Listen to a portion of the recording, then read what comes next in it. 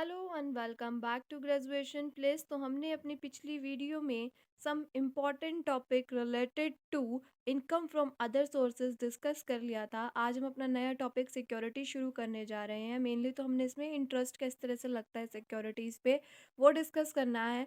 पर उससे पहले हमारे को ये पता होना चाहिए कि सिक्योरिटीज़ क्या होता है। तो सिक्योरिटीज़ एक डॉक्यूमेंट है जो कि एक्नॉलेज करता है कि हमने गवर्नमेंट से या फिर किसी भी अदर अथॉरिटी से कि डेट लिया है, तो उसका एक डॉक्यूमेंट हो जाता है ये।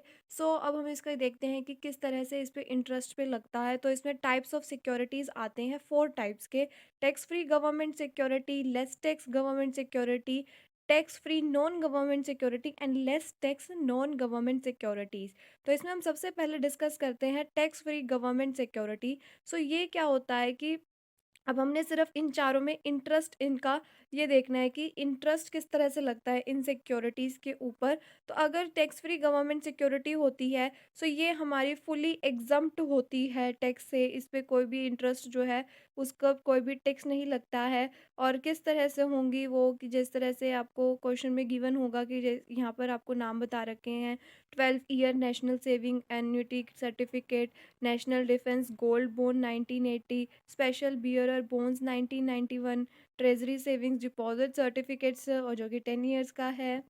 फिर उसके बाद आता है post office cash certificate, national plan certificate, national plan saving certificate, PO national saving certificate, PO saving bank account, individual account की इन्होंने मैक्सिमम एग्जम्पशन लिमिट बता रखी है। जॉइंट अकाउंट की मैक्सिमम एग्जम्पशन लिमिट बता रखी है 7,000। तो ये आपका काम भी आएगा आगे क्वेश्चंस में। तो इस पॉइंट को तो आप अच्छे से कर ले कि अगर आपको कोई पीओ सेविंग बैंक अकाउंट पे बता रखा है, उस पे आपका एग्जम्पशन की लिमिट सिर्फ 3,500 की है और जॉइंट अकाउंट में आपकी सिर्फ एग्जम्पशन लिमिट 7,000 की है।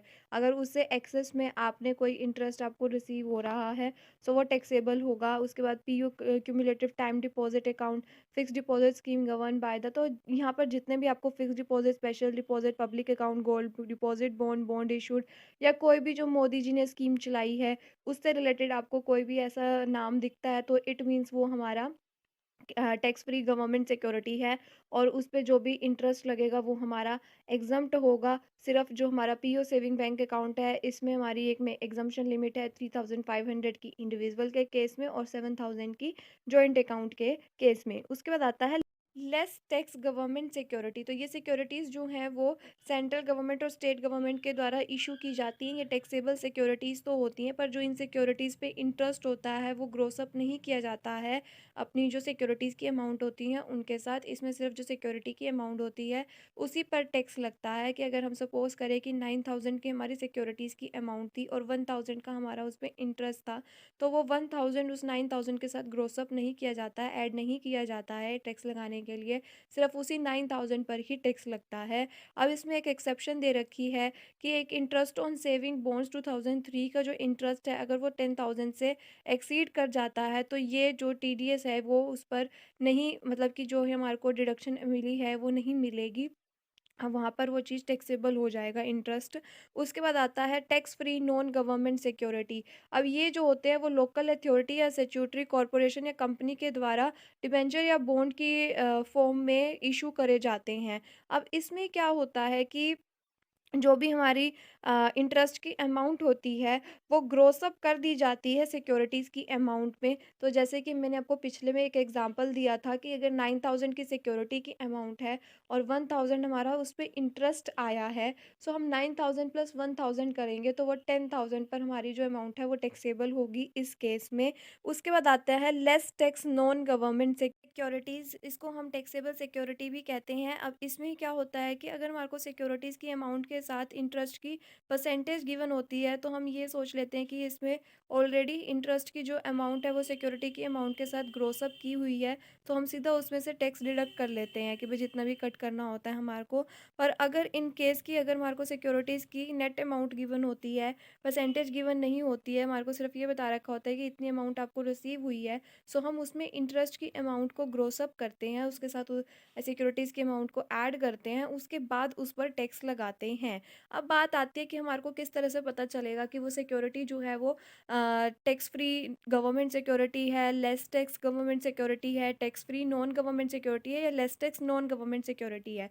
मैंने आपको जो सबसे पहला केस बताया था कि हमारा टैक्स फ्री गवर्नमेंट सिक्योरिटीज़ का है, तो उसमें तो आपको गवर्नमेंट की जो भी सिक्योरिटीज़ होती है, जैसे मैंने आपको ये नाम बताए थे, पोस्ट ऑफिस वगैरह वगैरह, तो और साथ में मैंने आपको बताया था कि अगर कोई मोदी जी की स्कीम चल रही है, उसके अंडर कोई सिक्योरिटी आपने ली है या फिर किसी भी एसएससी ने ली है, तो वो हमारी गवर्नमेंट सिक्योरिटी कहलाई जाती है और वो टैक्स फ्री गवर्नमेंट सिक्योरिटी कहलाई जाती है। उस केस में कोई भी इंटरेस्ट नहीं लगता, एग्जम्प्ट होता है। और उसके बाद आपको क्वेश्चन में गिवन होगा गवर्नमेंट सिक्योरिटी है, इनसे अलग कोई गवर्नमेंट सिक्योरिटी हुई तो इट मीन्स वो लेस टैक्स गवर्नमेंट सिक्योरिटी है और उसमें जो है इंटरेस्ट की अमाउंट ग्रोस अप नहीं की जाती है। और नॉन गवर्नमेंट सिक्योरिटी का आपको गिवन होगा कि टैक्स फ्री है या फिर लेस टैक्स है, और उसका आपको पता ही है कि किस तरह से आपने उसको निकालना है।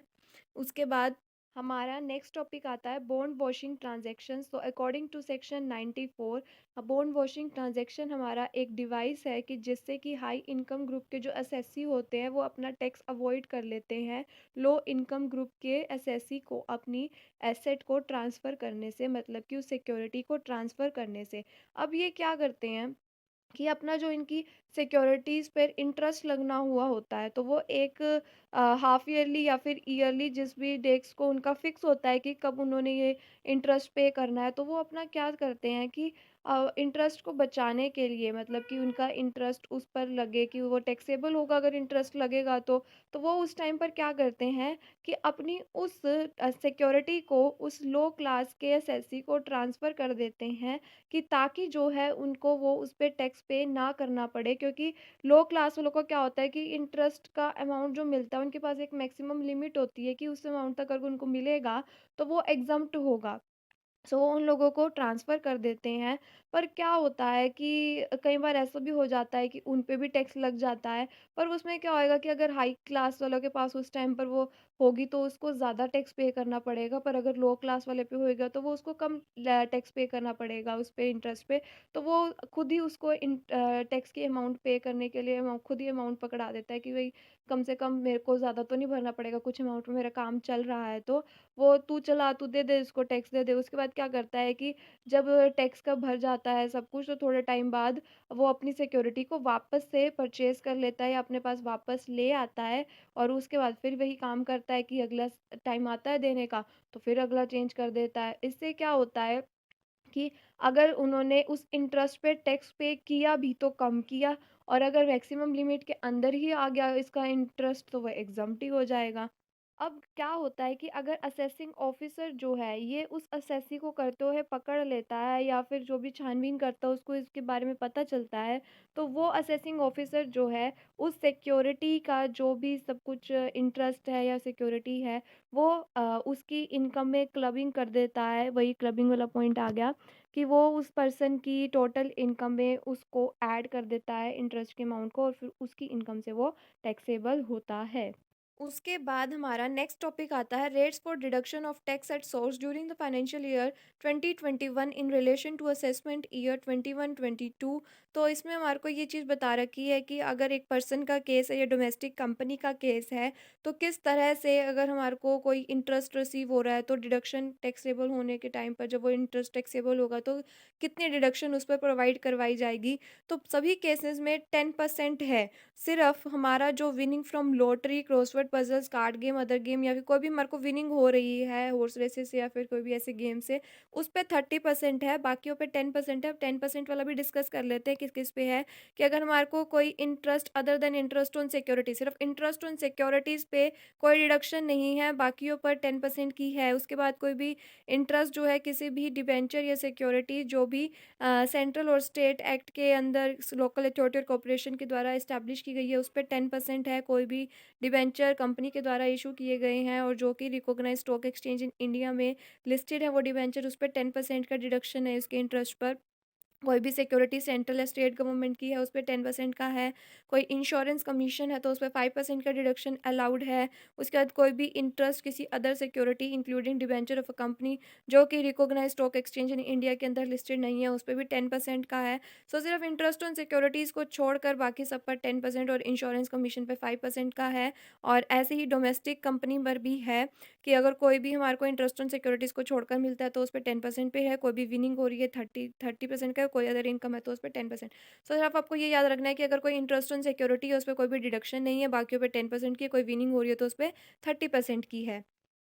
उसके बाद क्या जब हम अपनी अमाउंट को ग्रोस अप करेंगे तो उस केस में जैसे कि हमने वो लेस टैक्स वाले टैक्स फ्री वाले में टॉपिक में पढ़ा था कि हमारे को उसमें ग्रोस अप निकालनी होती है, तो वो ग्रोस अप किस तरह से होगा अगर इंडिविजुअल का केस है और अगर कोई टैक्स फ्री गवर्नमेंट सिक्योरिटी है उसमें तो चलो एग्जम्प्ट ही हो गया, और लेस टैक्स है तो उसमें हमारे को ग्रोस अप करना ही नहीं होता है। उसके बाद पॉइंट आता है interest receive on saving bonds if interest exceed 10,000। Saving bond जो हमने एक्सेप्शन पड़ी थी लेस टैक्स की, तो उसमें अगर 10,000 से ज़्यादा हो जाता है, सो अगर हमारे को वो 1 अप्रैल 2020 से लेकर 13 हमारा 5 हो गया मई 2020 में तक अगर हमारे को कोई भी इंटरेस्ट रिसीव हो रहा है, सो वो ग्रोस अप होगा कि जितनी भी हमारे को इंटरेस्ट रिसीव हुआ है इनटू में 100 डिवाइड में 90। पर अगर हमारे को 14/5/2020 से आगे मतलब कि 14 मई 2020 से आगे कोई अमाउंट रिसीव हो रही है 31 मार्च 2021 तक, तो उस पे जो इंटरेस्ट रिसीव हो रहा है इनटू में 100 डिवाइड में 92.5 होगा। ऐसे ही हमारा जो डिबेंचर्स का केस है जो कि लोकल अथॉरिटी है कॉर्पोरेशन ऑफ डिबेंचर्स का कंपनी ने लिस्टेड जो कि रिकॉग्नाइज स्टॉक ऑफ एक्सचेंज में लिस्टेड है ये। सो उनके केस में भी यही होगा कि अगर वो हमारे अप्रैल से लेकर मई जो भी हमारे 13 मई तक हमारे को रिसीव हुआ है उस पर तो 90% ही हुआ, पर अगर जो बाकी का उस पर 92.5 होगा। ऐसे ही कोई अदर डिबेंचर या अदर सिक्योरिटीज़ हैं, और अगर कोई हमारे को लॉटरी या क्रॉसवर्ड पजल है तो वो 100 डिवाइड में 70 हो जाएगा। इसमें देखो कि हमने पहले पढ़ा था ना कि वो 10% है अभी जो रेट्स पढ़े थे, सो इसमें वही पॉइंट है कि 10% 7.5% हैं, जो कि डेट चेंज हो गई आगे। और इसमें देखो 30% था विनिंग फ्रॉम लॉटरीज वाले में, अब इसमें 70 हो गया। उसके बाद अगर कंपनी का कोई केस है तो इंटरेस्ट ऑन सिक्योरिटीज़ एक डोमेस्टिक कंपनी का है, सो इसमें भी वही 10% 7.5% उसका रिवर्स कर देंगे, सो 92.5। उसके बाद कोई भी अदर देन इंटरेस्ट और सिक्योरिटीज़ उस पे भी 10 7.5, और कोई भी लॉटरीज या क्रॉसवर्ड पजल है तो 70। तो आपको बेसिकली ये याद रखना है कि 10% 7.5% और 30% होता है, पर अगर हम उसको ग्रोस अप करेंगे तो हमारी अमाउंट जितने की जैसे कि अगर 30% है तो 70 बचा 100 में से, तो 100/70 10 है तो 90 बचा लेस करने से 100 से, तो 100/90, और 7.5 है तो 92.5 बचा 100 से लेस करने से, तो 100 बाय में 92.5। 90 और 92.5 में हमारे को डेट का ध्यान रखना है, और 70 और वाला हमारा विनिंग वाले केस में है। उसके बाद पॉइंट आता है हमारा deduction allowable under the head income from other sources. ये हमारा इंपॉर्टेंट नहीं है, बस हमारे जो डिडक्शंस हमारे को क्वेश्चन में करते हुए दिक्कत आएगी वो मैं आपको शुरुआत में ही बता देती हूँ, जिस भी पॉइंट की है उसी से आपको अटैच करके बता देती हूँ। वो वाला हमारा डिविडेंड वाले पॉइंट में हमारे को एक डिडक्शन मिलती है कि अगर जो भी हमारे को इंटरेस्ट जो है अगर वो हमारे को गिवन होता है तो उस पे सिर्फ 20% तक का ही रिस्ट्रिक्टेड होता है मैक्सिमम डिडक्शन। अब ये चैप्टर हमारा थ्योरेटिकल पॉइंट ऑफ व्यू से कंप्लीट हो गया है। अब हम इसके एग्जांपल्स करेंगे ताकि जो हमने अब तक पढ़ा है वो हमारे को अच्छे से क्लियर हो जाए। बेसिकली इस चैप्टर से हमारे न्यूमेरिकल आने के ज़्यादा चांसेस होते हैं क्योंकि इसका थ्योरेटिकल इतना इंपॉर्टेंट नहीं है। बाकी इसमें जो हमारा बॉन्ड वॉशिंग ट्रांजैक्शन है वो 4 मार्क्स में पूछ लिया जाता है, तो आप अच्छे से तैयार कर लें उस क्वेश्चन को 4 मार्क्स के हिसाब के लिए। कन्फर्मिटी नहीं है पर हाँ अच्छा नॉलेजेबल भी है ये टॉपिक, आप अच्छे से तैयार कर लोगे तो आपके लिए अच्छा होगा। सो आज के लिए बस इतना ही। अगर आपको मेरी वीडियो अच्छी लगी हो so please do like share and subscribe my channel and don't forget to press the bell icon and please do comments and thank you.